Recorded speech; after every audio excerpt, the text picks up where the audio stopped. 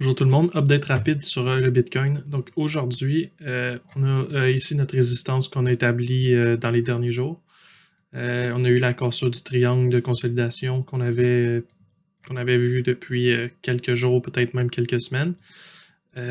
Ensuite de ça, on a eu la cassure à la hausse. La cassure à la hausse qui s'est faite comme on l'avait prévu, mais finalement, c'est résulté en un fake-out autour du niveau de 39 000. On est allé retrouver support autour de notre niveau qu'on avait établi à 30 316. Donc, on a trouvé le support un petit peu plus haut, ce qui est bon signe. Parce que ça veut dire que nos lots se font toujours de plus en plus haut. Donc, on est sur une pente ascendante. Notre lot est à 31 000. Puis, on a réussi à casser notre résistance là, ici qui faisait notre downtrend. Que, on a maintenant un prix à 36 300 environ. Puis, première résistance à 38 000, l'autre résistance à 39 000. Okay? Tant qu'on ne passera pas en haut de 39 000, on va rester avec un scénario baissier préférable. Mais comme je vous l'ai dit, c'est pas le temps d'essayer de timer une descente. Okay? Le temps de timer la descente, c'était ici quand on en parlait, il y a peut-être un mois et demi, peut-être même 2 mois maintenant. Okay? Quand le Bitcoin était en haut de 50 000, c'était ici où on cherchait à timer une descente. Si vous avez écouté mes vidéos, vous l'avez vu. Vous pouvez aller retourner les voir. J'en ai parlé en masse. Okay? Donc là, en ce moment, ce qu'on regarde, c'est pour une montée. Okay? On a assez corrigé comme ça. Ça se peut qu'on corrige encore un petit peu plus, mais ce qu'on regarde, c'est pour une montée. Okay? Les niveaux de Fibonacci, comme je vous l'ai montré dans la vidéo précédente, si on fait les niveaux de Fibonacci sur la vague en 3 sur le Bitcoin, cette longue vague-là qu'on a eue, le niveau de Fibonacci, le support au 0.618 est autour de 30 000 en ce moment. Je pense que je l'ai manqué un petit peu là. Comme ça, mettons. Autour. Ouais, c'est bizarre. Attends. Comme ça ici. Puis notre plus haut est ici. Ah, ok, bon, autour de 30 000. Donc, on est pas mal. En fait, on est sur le niveau de Fibonacci. On a rebondi dessus. Donc, le 0.618, c'est un niveau extrêmement puissant comme support. Que maintenant, si on veut avoir la preuve qu'on a vraiment fait un retour vers des niveaux aussi où qu'on a vraiment atteint notre support ou notre bottom, il va falloir regarder vraiment pour passer 39 000, okay? La résistance qui est ici, pour avoir des signes de retournement. Tant qu'on ne passe pas 39 000, le scénario reste baissier, malgré le fait qu'on a testé notre 0.618 non pas une ni deux, mais 3 fois.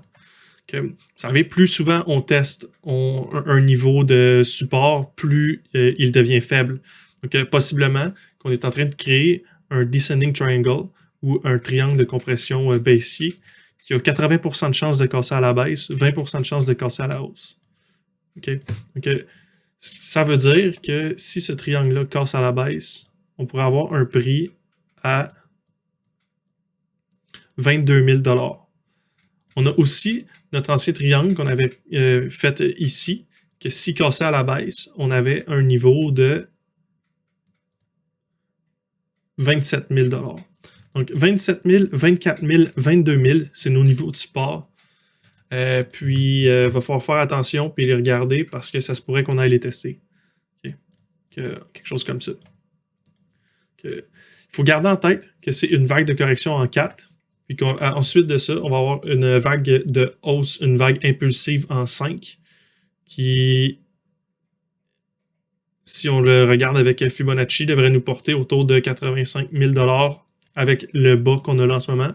Si on est pour descendre plus bas, exemple qu'on descendrait à 24 000, 88 000, si on descendrait à 22 000, on aurait le premier niveau de profit à 90 000.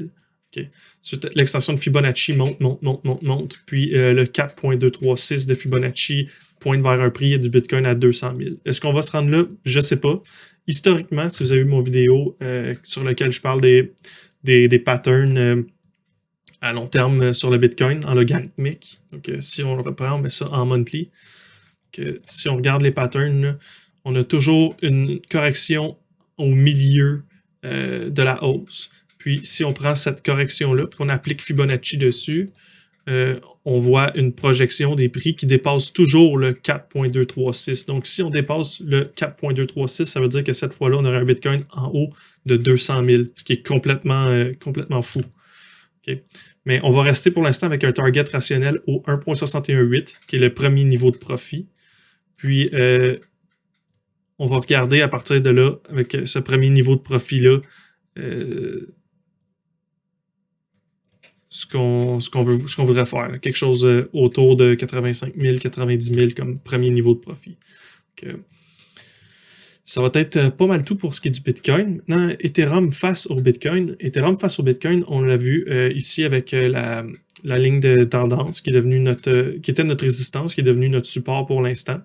On reteste pour l'instant un niveau de Fibonacci sur Ethereum face au Bitcoin sur le 0.07. Le 0.07 au 0.382. Ce niveau-là, il est important parce que pour l'instant, c'est notre seul support avant qu'on retourne tester notre ligne de résistance en logarithmique. Okay? Parce que si on le met en linéaire, là, c'est pas un niveau de résistance, c'est absolument rien. Okay? Donc, il faut vraiment le regarder en logarithmique. Dire que c'est de façon exponentielle à la 10. Okay? Encore une fois, si on trouve support sur le 0.07, puis qu'on réussit à émettre un retournement ou un signal de retournement, un bottom, notre niveau à regarder, notre prochain niveau de résistance va être le 0.618 ou 0.10 en termes de valeur d'Ethereum face au Bitcoin. Ce serait possible qu'on voit temporairement Ethereum face au Bitcoin corriger sur ce niveau-là. Puis si on réussit à passer à travers notre prochain niveau de prise de profit va être au 1.618 à 0.2447. Okay. Ça veut dire 4 Ethereum vont égaler 1 Bitcoin. Okay. Ça, c'est comme ça que je vois ça. N'oubliez pas, tout ce que je vous dis dans ces vidéos-là, c'est mes idées, ce que je pense des hypothèses sur le marché. Il ne faut pas prendre ça pour du cash. C'est pas des conseils financiers. En aucun temps, ça va être des conseils financiers. En aucun temps, faut que ça soit considéré comme des conseils financiers. Puis, faites toujours vos recherches, puis consultez toujours les professionnels avant de faire un mouvement sur les marchés. Bonne journée.